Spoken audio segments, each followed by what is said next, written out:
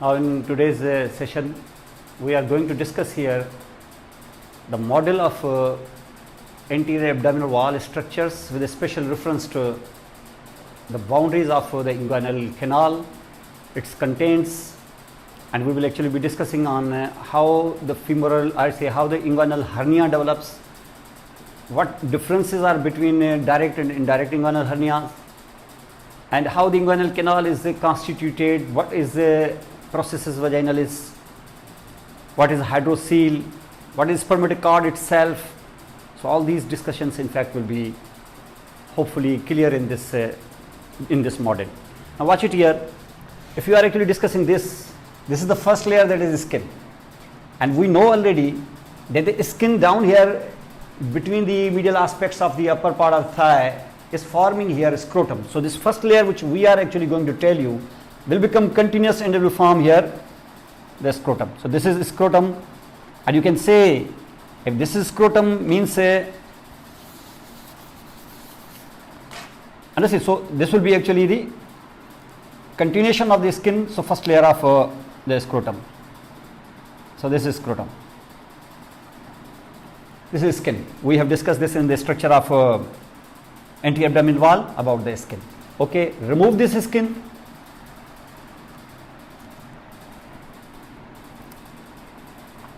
You will see this is called a fatty layer of the superficial fascia. We call them Kemper's fascia. That will also be a part of the scrotum now, and that will be a part of the scrotum. In the scrotum will become dartus muscle.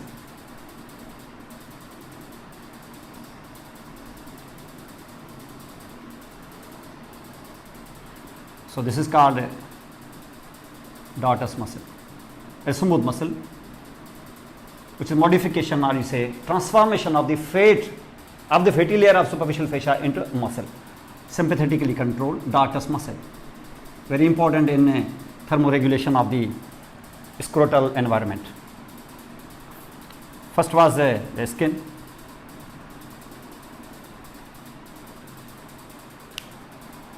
And even if you actually remove this now,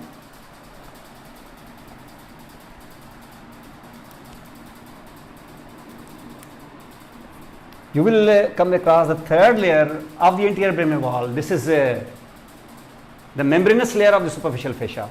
You call them the Scarpa's fascia, and that Scarpa's fascia down to the scrotum will form the third wall of the scrotum. Here you will call it Colles fascia.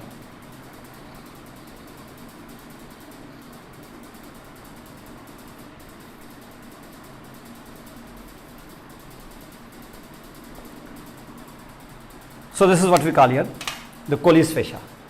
And if you are looking at this, and we have told you that the anterior abdominal wall has in fact 9 layers right from skin up to the parietal peritoneum. 3 layers are the skin and the fascia. This is the third layer which we are discussing here. So remove this Colles fascia, remove this Scarpa's fascia, which was the Colles fascia down in the scrotum, and now you will come across 3 layers of the muscles.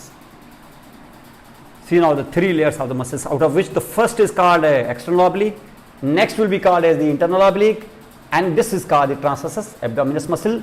These are the 3 layers of the muscles, and out of 9 layers, the 3 are the skin and the superficial fascia. 1 layer is skin and the 2 layers are superficial fascia. Then you have got the 3 layers of the muscles, external oblique, internal oblique, and transversus abdominis. And after that, the 3 more layers will come, because deeper to the fascia transversalis will be there, deeper to the transversus abdominis muscle will be the fascia transversalis, then will be the fat, that is called the extraperitoneal fat, and the last will be the parietal peritoneum. After that the cavity will come, that is called the peritoneal cavity. So here are these 3, after the set of 3 there is a set of another set of 3, and these are the muscles. Out of this you see this is called external oblique muscle.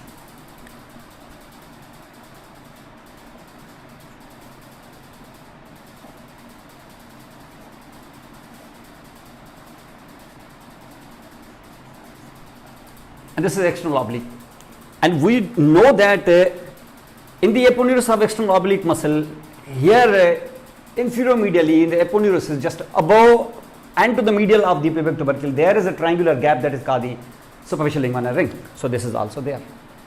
This is important in external oblique, superficial inguinal ring, SIR. So understand this. And you know that this is now inguinal ligament.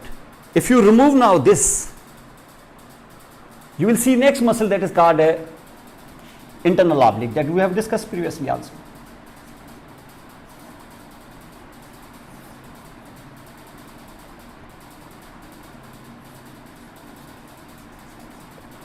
This is the internal oblique muscle. And if you're looking at the internal oblique muscle, if you see here, the fibers are going upward, backward, obliquely, but the lowest fibers especially, which took origin from the lateral 2/3 of inguinal ligament, from here, these fibers, they are actually arching like this. In such a way that these lowest arching fibers in fact will be inserted into the pubic crest. You see, it is inserted into the pubic crest. And these fibers, lowest arching fibers, will have inferior border free. This inferior free border of these fibers, so these fibers which are lowest arching fibers, you call such fibers as the falx inguinal.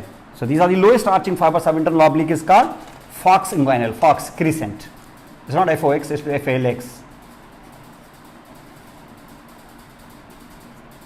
Inguinal falx, inguinal crescent. This is inguinal crescent. And this is important from internal oblique point of view. From external oblique point of view, superficial inguinal ring is important. Then if you are actually going deeper here, you will see third muscle. This is in pink now. And this is called transversus abdominis muscle.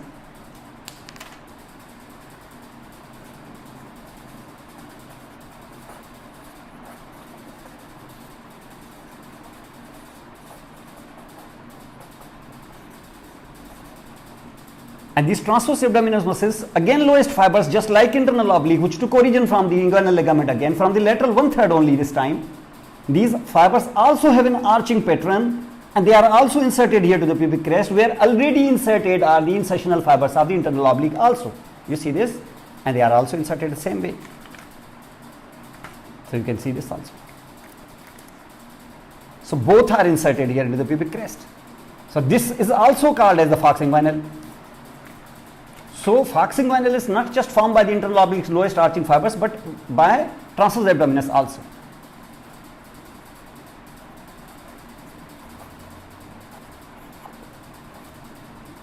Understand? See, and the insertional fibers of your falx inguinal of internal oblique and the insertional fibers of the falx inguinal of the transversus abdominis muscle, because they are inserted in the same place, that means at the pubic crest, so they are in fact fused with each other to make them more stronger, thicker, double thickness.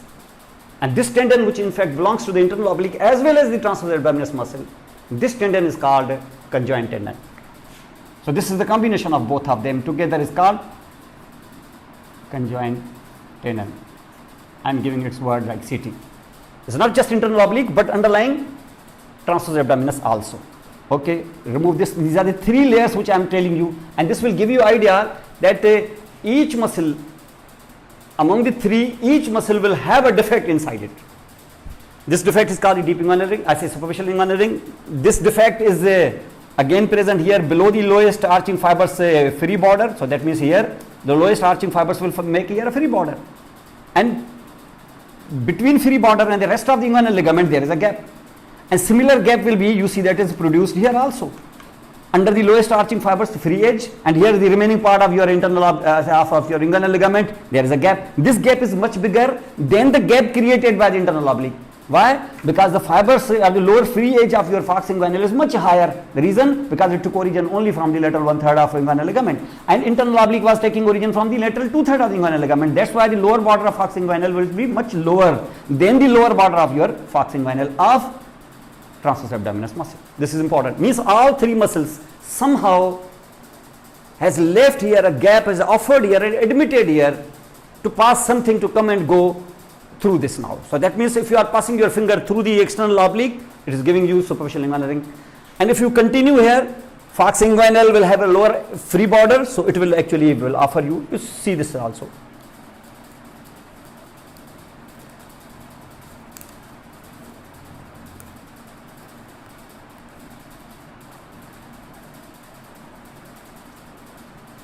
Understand? So watch here.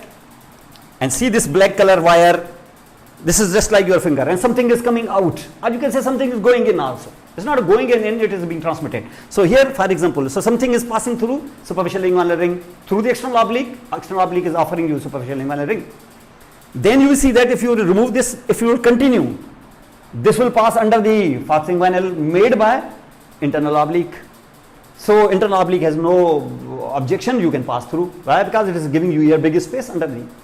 When you will actually remove this here, the third layer of the muscle will come, and this is offering you even much bigger space, and even this space will never obstruct you in the middle. So you can pass through that. You see this black wire is passing through that till you will reach now to the deeper 3 layers of this anterior abdominal wall. The deeper 3 layers, you don't. Superficial 3 layers, they are having in something in common with each other. This is actually the formation of scrotum. 3 layers of scrotum here. Next 3 layers are common in between them. They are all 3 are the muscles. And the last 3 layers, in fact, they are not having anything common, but you see that they are 3 layers which are forming here kind of a sandwich, in which the first thing will be the fascia under the transverse abdominis muscle. This white color, this is called fascia transversalis, that you know.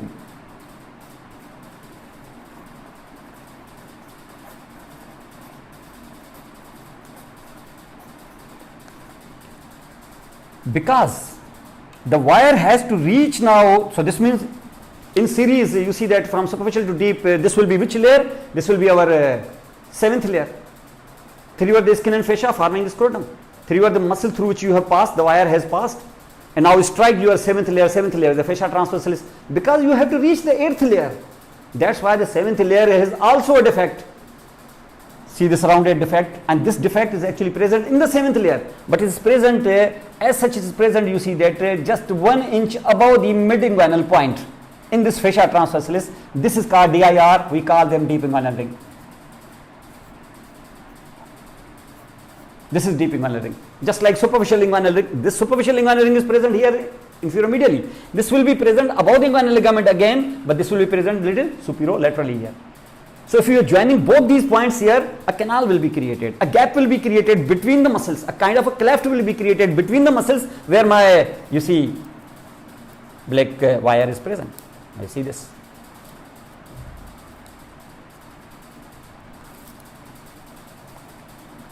If I am removing this, you see, means this black wire is present here. Now where the black wire is present right from superficial inguinal ring until deep inguinal ring, though it is present beyond that also, this passage is called the inguinal canal.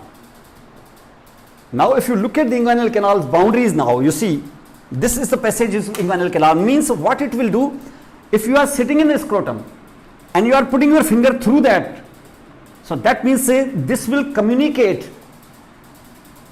This is the kind of a communication between the scrotum and the 8th layer, that is actually deeper to the fascia transversalis, and deeper to the fascia transversalis, that 8th layer is called the extraperitoneal fat. Extraperitoneal all around, and behind this extraperitoneal will be called as the retroperitoneal also.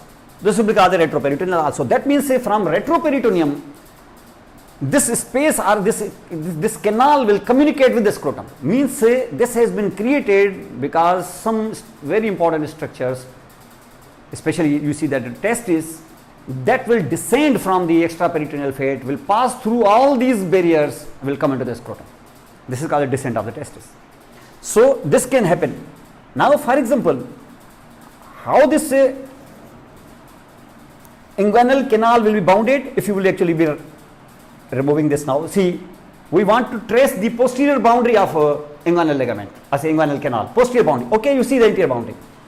Anterior boundary of the inguinal canal will be throughout entire length, it will be external oblique aponeurosis.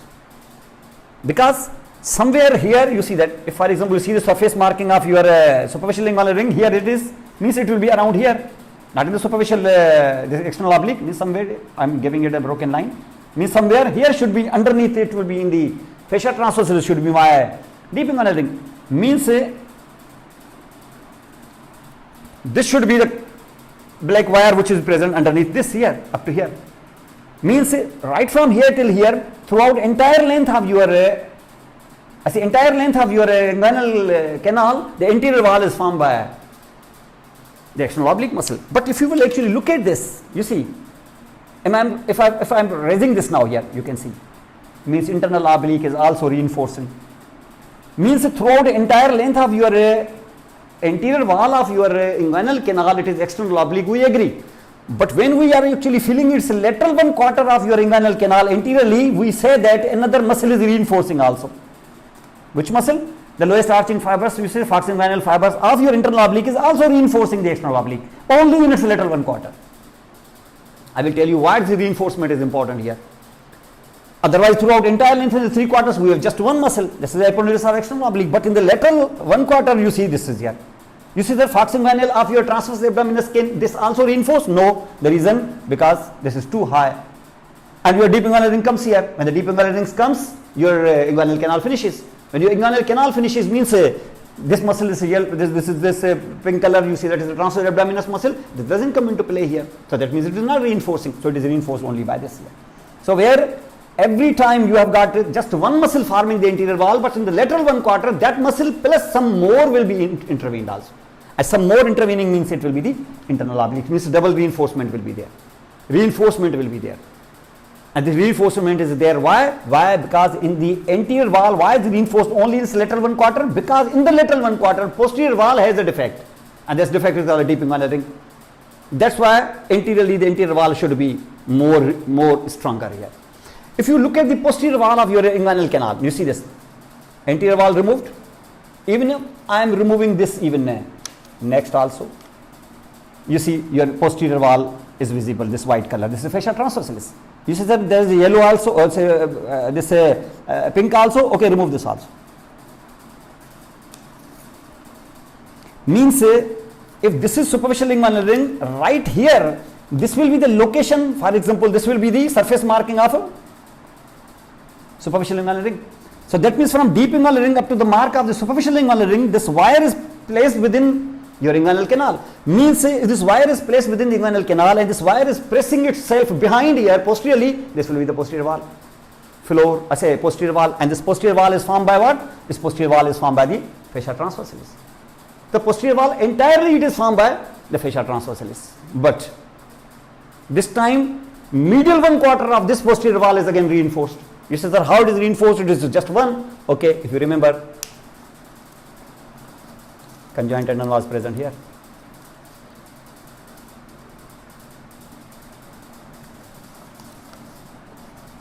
Now you can say along the entire length of your posterior wall of your inguinal canal, it is a fascia transversalis, but medial 1/3 only, as a medial 1/4 is reinforced by conjoint tendon. Why the posterior wall is reinforced only here on the medial 1/4? Why not throughout the entire length? The reason is that because posterior wall is reinforced here. The reason is that because the anterior wall has a defect there. Means where the anterior wall has a defect, the posterior wall is reinforced. Where the posterior wall has a defect, anterior wall is reinforced. Otherwise it should be just one. Otherwise it should be anteriorly only external oblique, and posteriorly it should have been just fascia transversalis. No. Medially, fascia transversalis of posterior wall is in the medial 1/4 is reinforced by the conjoint tendon, and laterally this anterior wall that is formed by the external oblique muscle is reinforced by the internal oblique to compensate the harmful effects which might have been there, or the weakness which has been already present there, deep inguinal ring on the back side and superficial inguinal ring in the anterior side. So anterior wall has a superficial inguinal ring, so posterior wall should be reinforced. Anterior wall, you see that here, and posterior wall has the deep inguinal ring, so anterior wall should be reinforced there. And if this is the anterior and posterior wall mechanics, then you will see the floor, and the floor you already know when you are pressing below, you have floor is being formed here by the inguinal ligament. And if you are actually looking at here up the roof will be touching here this with the inferior free border of the foxinguinal. So you say roof is formed by foxinguinal, floor is formed by inguinal ligament, anterior wall entire length by external oblique muscle, but lateral 1/4 reinforced by internal oblique lowest fibers, also part of lowest fibers. Posterior wall throughout entire length it will be fascia transversalis, but medially it is being reinforced by the conjoint tendon. Why the medial reinforcement of posterior wall is necessary? Because the anterior wall has a defect. Why the anterior wall lateral 1/4 is reinforcement is necessary? Because the posterior wall has a defect. To compensate them, to actually make them a little more stronger here. Now this is something you say that is called inguinal canal boundaries here. Now this inguinal canal is formed for what purpose? The purpose is to in fact allow the descent of the testis. But before the descent of the testis should take place, there will be formation of this canal before the testis descent.